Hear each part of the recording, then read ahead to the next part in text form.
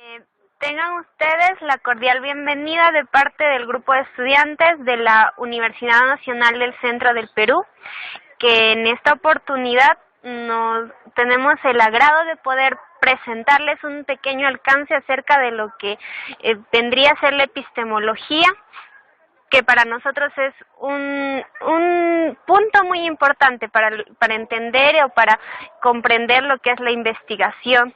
Y con esto empezaremos a desarrollar conceptos básicos sobre este. Dando inicio a la exposición, ahora hablaremos acerca de la epistemología. La epistemología proviene del griego episteme, que viene a ser el conocimiento, inteligencia, el saber. Pero no designa cualquier conocimiento, un conocimiento simple o de opinión, sino designa un conocimiento más especializado, fundamentado, que ha sido entendido por personas experimentadas acerca del conocimiento. Ahora, la epistemología es una parte o rama de la filosofía que se orienta a la reflexión crítica sobre la investigación científica y su producto. ¿A qué se refiere con su producto? Quiere decir al conocimiento científico que se obtiene mediante la investigación. La epistemología ha recibido durante el tiempo varias denominaciones, como puede ser la crítica del conocimiento, la teoría del conocimiento, la teoría de la ciencia, así como también la filosofía de la ciencia. Esto se ha dado según las preferencias y perspectivas de trabajo sobre la problemática del conocimiento. La epistemología se refiere exclusivamente a los problemas del conocimiento científico, tales como las circunstancias históricas, sociológicas, psicológicas, que nos llevan a obtener una serie de criterios con los cuales se puede validar, justificar el conocimiento que se obtiene. La epistemología deriva de dos palabras griegas, como es episteme, que significa conocimiento, y logía, que significa ciencia o estudio, quiere decir estudio del conocimiento científico. Trabaja en cuestión de criterios de la verdad, acerca de todos los conocimientos científicos que han sido validados durante una investigación, mediante el análisis. También la epistemología, vamos a tomar en cuenta que se designa al área de la reflexión filosófica, que pretende responder a la pregunta ¿en qué podemos conocer si un conocimiento es verdadero? Clases o categorías de la epistemología. Tenemos las metacientíficas, paracientíficas y las científicas. Las metacientíficas hacen reflexiones sobre las ideas que ya existen, y las paracientíficas, las paracientíficas no se dedican ya a la reflexión como las metacientíficas, sino más a fundamentar el conocimiento adquirido. Las científicas no se denominan así porque estas sean más ciertas que las anteriores, sino que estas se dedican a la explicación del conocimiento.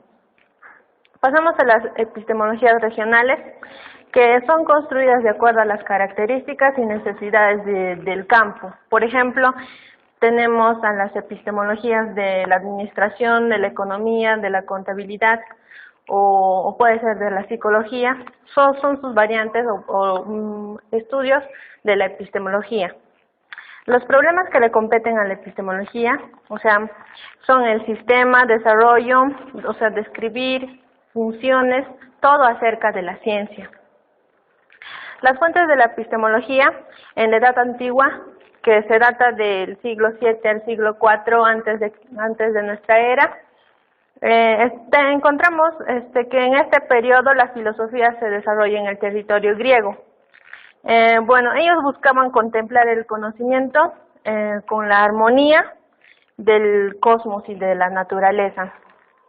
Tenemos a un representante, Parménides, que está con su teoría de los dos mundos, uno el sensible y el inteligible. El sensible significa que todo conocimiento lo adquirimos a través de los sentidos, y el inteligible, que es un mundo que no vemos y el que no tenemos imaginación alguna, por ejemplo las matemáticas, pero que puede ser sometida a leyes lógicas. Tenemos a Platón con su teoría platónica del conocimiento, que utiliza el método para filosofar la intuición intelectual, la razón y el pensamiento. Aprende la teoría de los dos mundos de Parménides y aprende el arte de discutir y pulir la argumentación con su método dialéctico. Tenemos a Aristóteles con la teoría aristotélica del conocimiento. Para él el punto de partida es la realidad, la existencia de una realidad, la visión del mundo real perceptible a los sentidos, y las percepciones del hombre son reflejo de los objetos del mundo exterior. Bien, continuando con las fuentes de la epistemología, ahora vamos a hablar sobre la Edad Media. Hacia fines del siglo V, el Imperio Romano fue invadido por los pueblos bárbaros. Es en este contexto donde la Iglesia cristiana toma mayor vigor. La Iglesia cristiana se gana la confianza de estos pueblos bárbaros a través del anuncio del Evangelio. Bien, en la Edad Media se plantearon muchas teorías del conocimiento, pero siempre poniendo en manifiesto la relación razón-fe y también afirmando que la ciencia debería integrarse a la sabiduría cristiana. Este pensamiento se puede resumir en la frase que ellos tenían, donde nos dice: sin fe es imposible la ciencia, que nos quiere decir que para hacer ciencia era necesaria la fe. San Agustín y Santo Tomás, quienes fueron sus principales representantes, siempre buscaron aclarar el valor de la razón. Ellos decían que esta razón no solo servía para aclarar o explicitar la fe, sino también que nos servía para conocer la verdad. Cabe resaltar también aquí a un personaje que es Tertuliano. Tertuliano era quien se consideraba enemigo de la defensa de la fe por vía racional, porque era algo sin sentido para él. Bajo la influencia del cristianismo en la Edad Media se dieron muchas confrontaciones entre el saber religioso y la explicación racional. En la mayoría del tiempo se le dio mayor privilegio al saber religioso.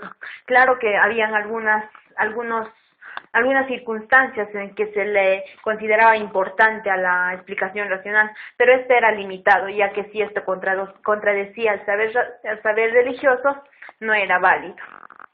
Bien, ahora hablemos en la Edad Moderna. La Edad Moderna más o menos nace con la toma de Constantinopla o también con el descubrimiento de América. En la Edad Moderna, el concepto de ciencia cambia radicalmente. Ya no se habla de un cosmos como lo hacían los griegos. En esta edad, el campo de la ciencia se reduce al estudio de la naturaleza, cuyo comportamiento se puede controlar, predecir y describir. En esta época, la ciencia tomaba como punto de partida todos los datos que ofrecía la naturaleza, para luego inducir las generalizaciones que finalmente nos establecían leyes. Todo este proceso estaba controlado bajo un método que estaba basado en una experimentación. Sus principales representantes fueron Francisco Bacon, Galileo Galilei, René Descartes, Emmanuel Kant. Bien, hablemos sobre Francisco Bacon. Él fue el que inició su preocupación por buscar un método científico que se base en la experimentación. Es así que él introduce el método experimental, que está basado en un proceso inductivo que parte de la observación rigurosa de un fenómeno, para luego de esta observación plantear hipótesis que posteriormente se pasaban a ser experimentadas. Y como resultado obteníamos leyes y teorías, pero él nos decía que estas leyes y teorías tenían que cumplir 3 características, que eran la de universal, causal, empírica. La universal se refería a que era útil para todas las personas. La causal, que estaba explicada bajo términos de causa y efecto. La empírica, que era verificada a través de la experimentación. Bien, ahora hablemos de Galileo Galilei. Aportó bastante a la filosofía. Este personaje nos decía que la naturaleza está escrita en términos matemáticos, por lo tanto que si un fenómeno estaba explicado en términos matemáticos, para Galileo Galilei este fenómeno ya tenía solución. Para muchos, Galileo Galilei es el fundador de la ciencia experimental moderna. que se basa en la observación directa. Él nos dice que tenemos que basarnos en una observación hecha por nosotros mismos, no debemos basarnos en observaciones hechas por terceros. Estas observaciones lo podemos hacer con instrumentos técnicos, como puede ser la balanza, el telescopio, etcétera, ¿no? Que por cierto, él también fue el creador del telescopio. Después de haber observado estas cosas sensibles, obteníamos datos sensibles que teníamos que corregirlos con la razón para luego comprobarlas con la experimentación y finalmente formulamos leyes matemáticas. Bien, hablemos ahora de René Descartes, quien fue el representante del racionalismo. René Descartes nos decía, la verdad no es una cosa que esté aquí, tampoco ha sido revelada, hay que buscarla en ella misma con un método correcto que nos evite cometer error en el conocimiento. Es por ello que él introduce la duda metódica que es una suspensión voluntaria del juicio. En palabras simples, él nos decía con su duda metódica, hay que dudar de todo, hay que considerar falso todo conocimiento para que éste padezca una evaluación más rigurosa, cuestiones que finalmente den resultado una certeza. Ahora hablemos de Emmanuel Kant. Emmanuel Kant decía que el fundamento de la ciencia es el principio de causalidad, o sea que todo fenómeno tenía que estar explicado en términos de causa y efecto. Otra cosa que Emmanuel Kant nos decía y que también es resaltante es que para conocer y explicar algún suceso, el único horizonte para esto era la naturaleza, o sea que la única verdad lo íbamos a encontrar en la naturaleza. Durante la época moderna se dieron dos revoluciones, la revolución científica y la revolución copernicana. La revolución científica que la planteó Galileo Galilei, donde parte de una nueva concepción del método científico para entender a la naturaleza como un sistema dinámico de fuerzas en movimiento, cuya estructura puede ser expresada en términos matemáticos. En cuanto a la revolución copernicana, Kant nos dice, las condiciones elementales de objetividad del ser objeto no pueden ser enviadas por las cosas a nosotros, puesto que las cosas no pueden enviar más que impresiones. Las cosas se ajustan a nuestros conceptos y no nuestros conceptos son los que se ajustan a ellos. A esto le llamó Kant la revolución copernicana a nivel de conocimiento. Bien, continuando con la exposición, ahora veremos sobre la epistemología de Karl Popper. Bueno, la epistemología de Popper pretende ser una epistemología sin que considere al sujeto cognoscente. La teoría popperiana es tardía en su evolución de su pensamiento. Entonces, pero esto no quiere decir que representa un cambio de posición. Por el contrario, es la explicación de un tema latente en su epistemología, ya desde sus primeras fundamentaciones. Ahora, esta epistemología no se ocupa de procesos del conocimiento, porque Popper nos dice que de esto se ocupa la psicología del conocimiento, más bien por el contrario, sino únicamente se ocupa de los aspectos lógicos del conocimiento científico. Ahora, para la postulación de su epistemología sin sujeto cognoscente, Popper se vio una necesidad de crear una nueva teoría. A esta la llama ahora la teoría del tercer mundo. ¿En qué consiste esta? La epistemología de Popper, contraria, como dice él, a las demás, se ubica estrictamente en el dominio del tercer mundo. En este sentido, sostiene que el conocimiento científico va a estar ligado a las teorías objetivas, a los problemas objetivos, a las fundamentaciones objetivas. En conclusión, el conocimiento en sentido objetivo es conocimiento cognoscente. Ahora, hay otra teoría también la que propone Karl Popper, como es la teoría de la falsación. Nos dice que se ha reconocido que el centro del pensamiento popperiano se encuentra en su criterio de falsación. Popper se preguntó entonces qué es lo que hace científica a una teoría y respondió que las posibilidades de que una teoría sea refutada o falseada por medio de la experiencia. Esto es lo que llama Popper el criterio de su falsabilidad. Ahora, este principio también tiene una base lógica. ¿En qué consiste? Se trata de determinar lo que es una preposición o una teoría científica, cuando es refutada por medio de gracias a la experimentación en una investigación científica. vamos a empezar a hablar acerca de lo que es el conocimiento científico. ¿Qué viene a ser el conocimiento científico? Pero para eso primero voy a citar una frase que me parece muy importante.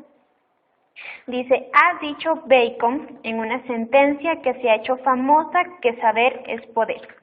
Quien conoce las leyes de la naturaleza tiene también el poder de dominarlas. Habla básicamente del conocimiento, viene a ser un poder. Ahora vamos a definir lo que es la ciencia. ¿Qué es la ciencia? La ciencia es muy complicado existen muchos autores los cuales nos definen la ciencia, pero vamos a ver las ciencias desde dos aspectos básicos. La ciencia como una actividad que desarrolla el hombre con el fin de alcanzar una serie de verdades a raíz de un problema. Y el segundo aspecto viene a ser el resultado de la primera, es decir, que por medio de una investigación es que nosotros llegamos a alcanzar un cúmulo de conocimientos proporcionados por las verdades halladas o encontradas. En un tercer ámbito nosotros vamos a ver que la ciencia es un elemento sumamente importante que diferencia al hombre del animal en el sentido de que brinda o desarrolla cultura. ¿Cómo es así? Que a través de esta cultura el hombre va transformando el mundo que lo rodea por medio de esta. En un tercer ámbito vamos a ver la ciencia desde la propia actividad científica. ¿Cómo así que se ve como un todo, como un sistema de conceptos sobre los fenómenos y las leyes, sobre todo, que lo están rodeando? Esto va a acarrear el resultado, como lo vimos antes, un resultado en el que en resumen nos va a alcanzar los conocimientos o las verdades científicas que van a partir que van a ser elaboradas de leyes, de hipótesis, para llegar por medio de procedimientos y métodos. En un cuarto punto vamos a ver la ciencia desde un enfoque heurístico, es decir, como una búsqueda de la verdad. Y en tercero vamos a ver a lo científico. Lo científico, es decir, a una persona ya científica que viene a ser una persona como cualquiera de nosotros, pero la diferencia que va a tener al momento de emitir sus opiniones va a ser que esta persona va a estar capacitada para poder emitir opiniones contundentes y sin titubear. Ahora vamos a ver lo que son las características de la ciencia. Pero las características de la ciencia también son utilizadas o son estudiadas por muchos autores. Entonces, la más utilizada en Latinoamérica es la de Mario Bunge. Es así que nosotros vamos a ver las características según lo que nos dice Mario Bunge. Empezamos con la característica del que el conocimiento científico viene a ser fáctico. ¿Y qué hablamos cuando decimos facticidad? Facticidad quiere decir que parte de los hechos estudia, los respeta hasta cierto punto y vuelve a los mismos hechos. Ahora vamos a ver que el conocimiento científico también trasciende los hechos. Es decir, descarta hechos, produce nuevos hechos y los explica luego. Es decir, que no simplemente el conocimiento científico va a describir los hechos, sino que también los va a analizar desde un punto más apropiado, ¿no? Para ver lo que es el conocimiento científico. En un tercer punto vamos a ver que el conocimiento científico es analítico. Analítico, ¿cómo así? Que descompone los problemas en los elementos básicos para poder estudiarlos de forma analítica. En un cuarto punto de característica de conocimiento científico encontramos el conocimiento científico como que es claro y también preciso. Es básico que nosotros cuando expresemos el conocimiento del resultado de la verdad que nosotros hemos hallado, tiene que cumplir con la claridad y el ser preciso. No puede ser un conocimiento regular, es decir, que sea vago e impreciso. También vamos a ver una característica que el conocimiento científico es comunicable. Es decir, que no es privado, sino es público, puede ser accedido por todas aquellas personas que tengan la capacidad de comprenderlo. Y también vamos a ver que el conocimiento científico es metódico, es decir, que el científico no sabe lo que está buscando y por lo tanto sabe cómo buscarlo. Y lo va a buscar mediante un plan de acción, ¿no? Y en este caso, pues, el método científico. El conocimiento científico también es legal, es decir, que busca hallar leyes naturales o leyes culturales, y también aplica muchas veces las leyes.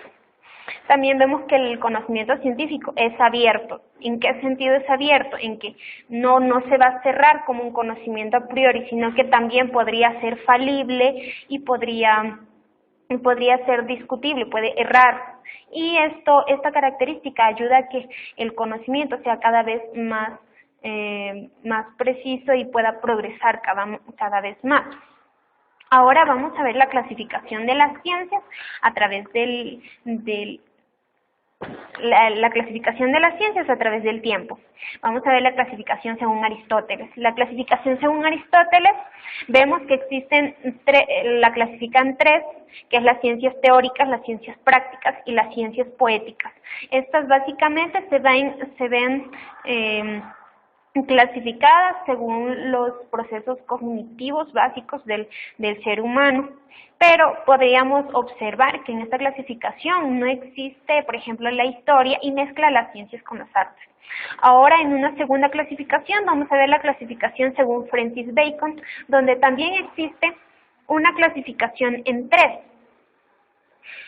Es decir, la clasificación está empezando desde lo que es ciencias de la memoria, ciencias de la imaginación y ciencias de la razón. Aquí vemos la observación que existe, que junta la historia natural y la historia civil, cosa que no está muy clara. Y bueno, esas son las básicas observaciones. La clasificación según Comte.